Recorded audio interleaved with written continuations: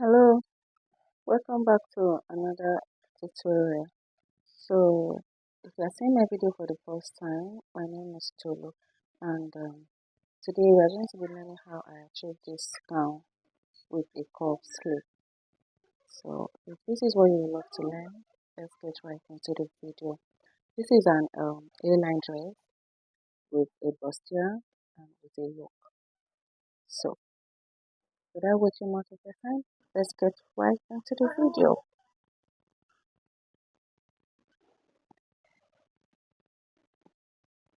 So I folded my fabric into two. I said it's an A-line dress, and to know the amount of fabric to fold, it's going to be your hip circumference. It's going to be your hip circumference divided by 4 plus at least 8 inches extra.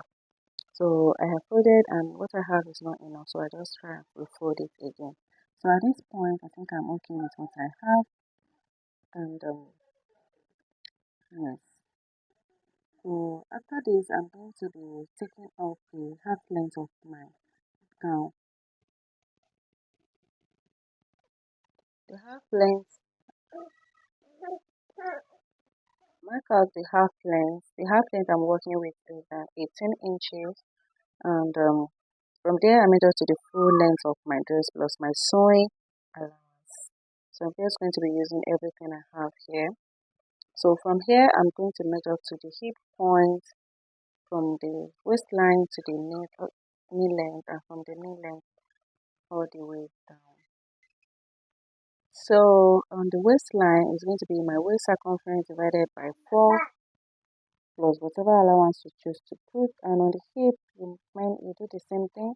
Your hip circumference divided by 4 plus whatever allowance you are working with.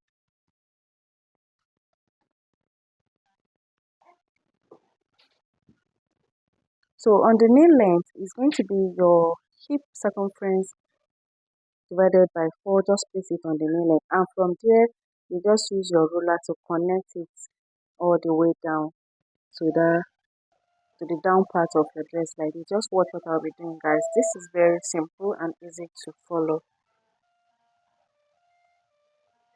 So connect it like this. So here is my A line. So I'll cut it out.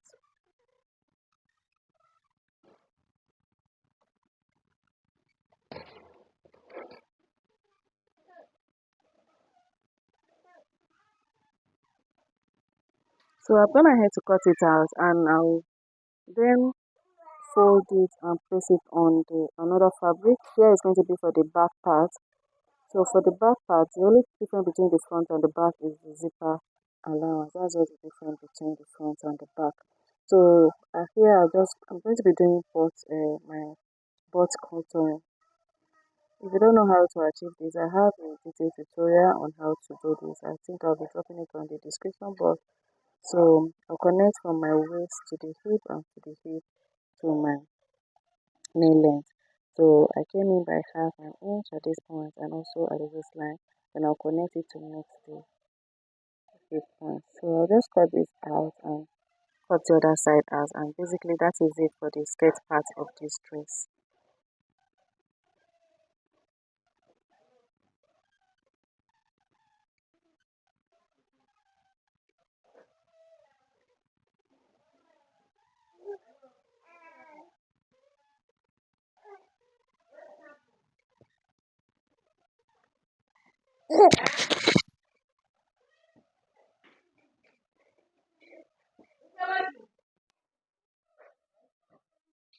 So I'll cut the down part. I want it to have this fling effect. So I just go up by 1.5 at that point, and I blend it back to meet the center of my skirt. So I'm going to be folding another fabric like so, and this will be for the upper part.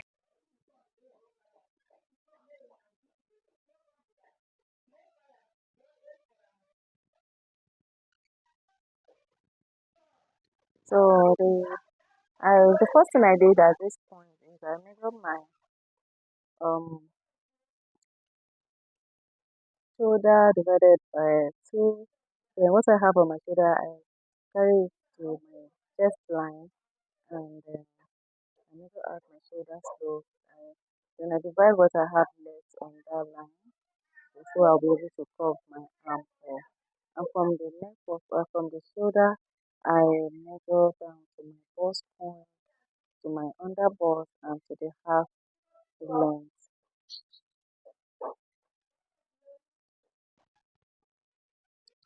So, so I measure my bust circumference divided by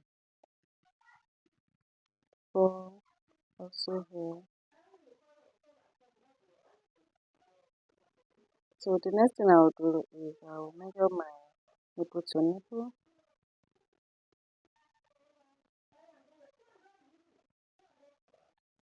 I'm just trying to place it so you guys to see it properly. My nipple to nipple divided by 4, divided by 2 plus half an inch seam allowance. So I'm trying to chalk it as small as possible so it can be clear. So what I'll do here is on the underbust circumference here, on the underbust line, sorry.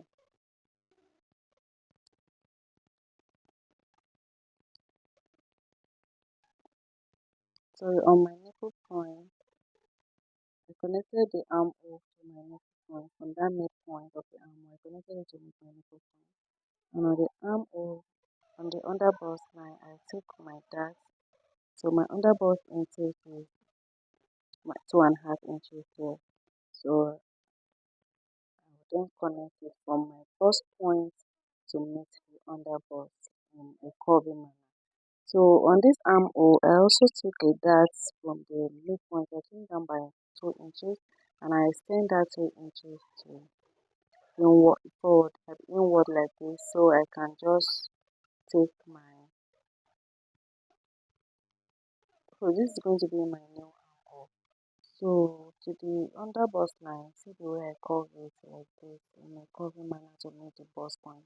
And on the other side, which is the center part of my dress, I came in by half an inch and I also connected back to meet the nipple point.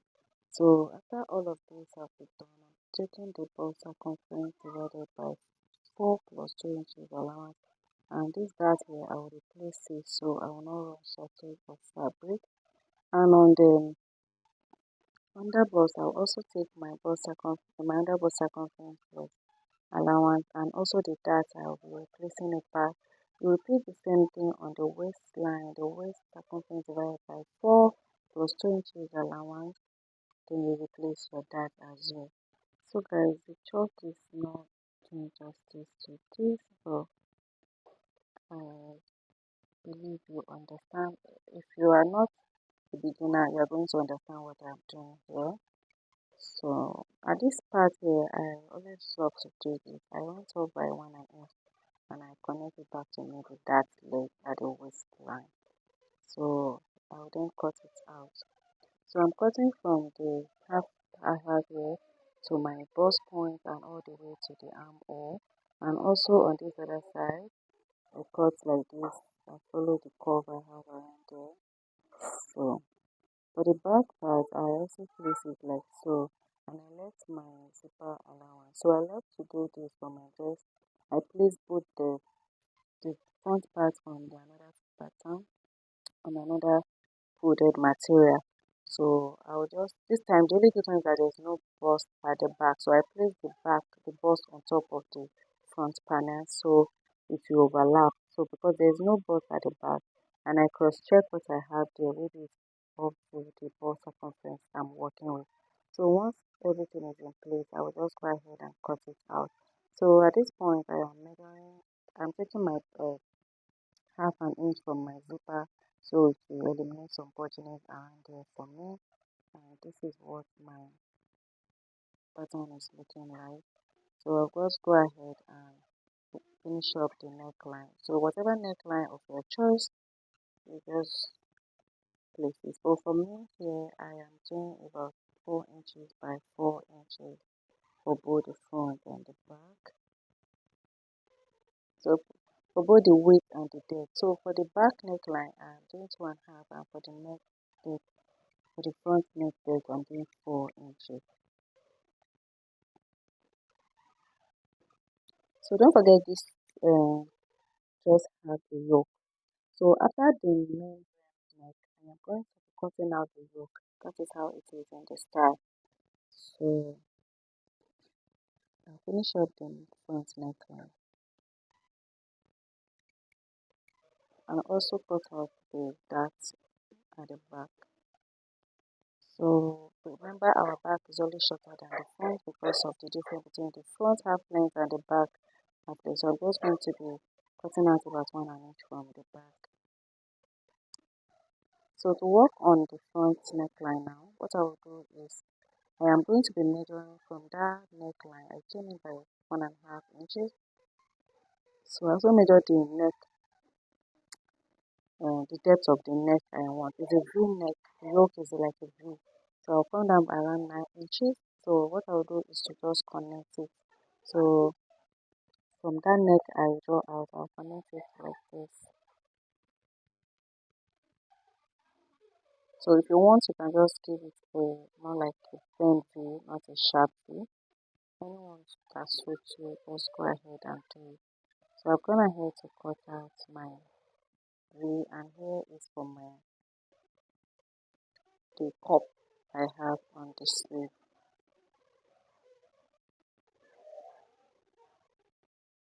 So the length I have here is about 18 inches.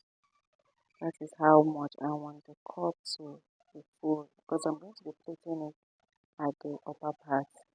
It's going to be like a puff sleeve or a cup. It's going to be in cup shape, but you have like a puff at the upper part. So I draw out 2 inches for the puffiness. That is the part I'll be pleating, and the whole length of my sleeve is around 8 inches. So I'll just connect it like so all the way down.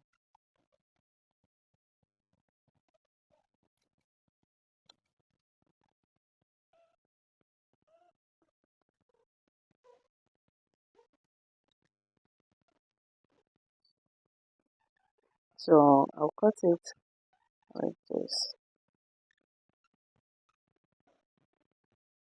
So this is what I'll be having at the end of the day. It's going to be like a cup, just like you know how we cut our normal gathered cup sleeve. So this is what I'll be having. So I'll go ahead and do that. So let me finish up the body. I'll keep this aside. So here is for the sleeve. I have a tutorial on how to cut your sleeve. And here is my yoke. I'll be cutting out the yoke on the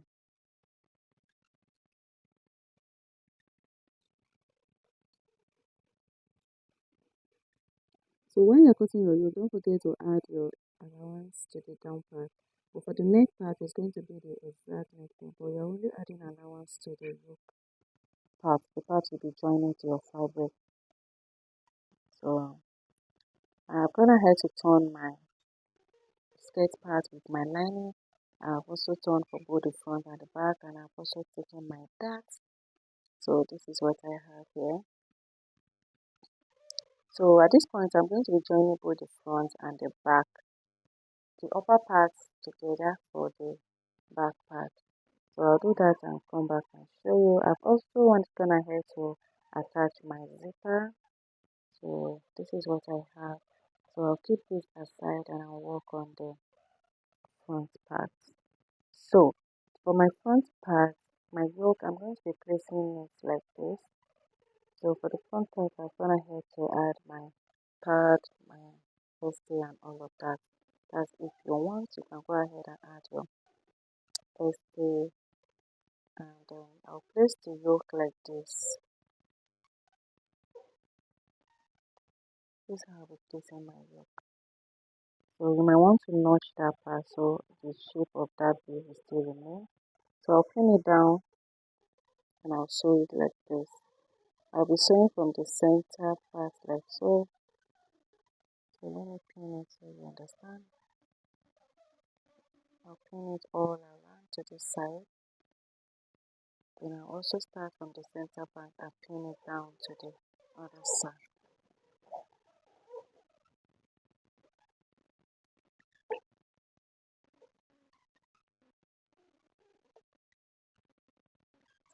sewing it, I also turn it out with my lining, and at this point I'll just notch it and give it a good press. So this is what my yoke is looking like after sewing. So the next thing I want to do is to finish up the side. I'll sew the sides and also iron it out, and I'll attach it to the down part of my gown.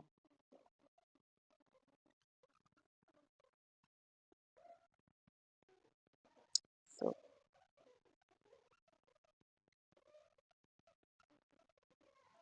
this is what it's looking like. So after that, the next thing I want to do is to just attach my sleeve. You can just fold it, you can just join it directly like this, but I don't like doing that. I want to sandwich that part into the other part. So I'll be using the front to turn the back. So for the sleeve joining,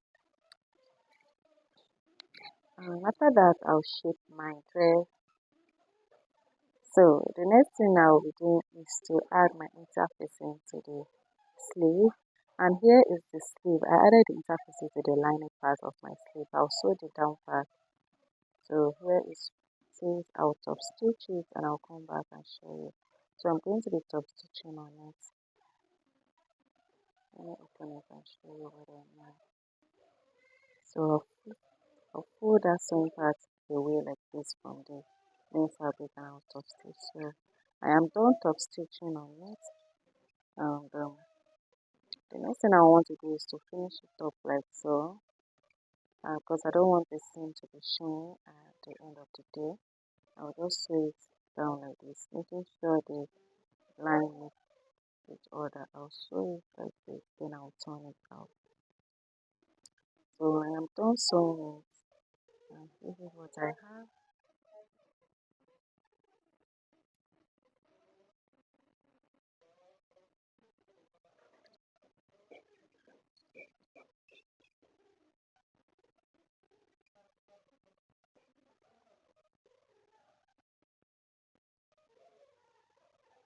So this is it after turning it inside out.